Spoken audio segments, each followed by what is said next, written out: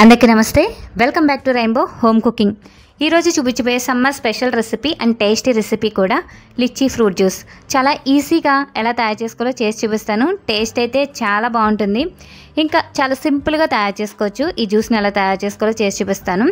ఈ రెసిపీ కోసం నేను కొన్ని లిచ్చీని తీసుకుంటున్నాను. ఈ లిచ్చీ బాడీని చాలా త్వరగా కూల్ చేస్తుంది, ఇంకా మన బరువును కూడా తగ్గిస్తుంది. కొన్ని లిచ్చీని తీసుకుని శుభ్రంగా వాటర్లో వేసుకుని వాష్ చేసేసుకోవాలి.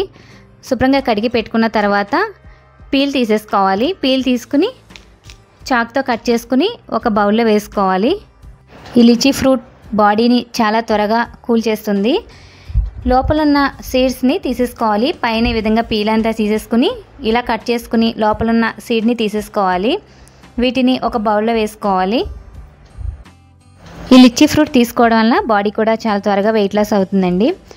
ఇంకా లోపల ఉన్న సీడ్స్ అన్నీ కట్ చేసేసుకుని వీటిని ఒక బౌల్లో పెట్టుకున్నాను. ఒక చిన్న బౌల్తో తీసుకున్నాను నేను, అంటే ఒక గ్లాస్ జ్యూస్ని తయారు చేస్తున్నాను.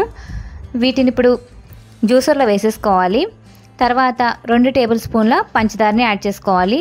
పంచదార అయితే మీరు చూసి యాడ్ చేసుకోండి, అంటే స్వీట్ని బట్టి మీరు యాడ్ చేసుకోండి. నేను ఇక్కడ 2 టేబుల్ స్పూన్ల పంచదారని యాడ్ చేసుకుంటున్నాను. పంచదార వేసుకున్న తర్వాత కొంచెం పుదీనాని యాడ్ చేసుకుంటున్నాను. ఈ పుదీనా వేసుకోవడం వల్ల ఫ్లేవర్ చాలా బాగుంటుంది. తర్వాత దీనిలో ఒక లెమన్ కట్ చేసుకుని వేసుకోవాలి.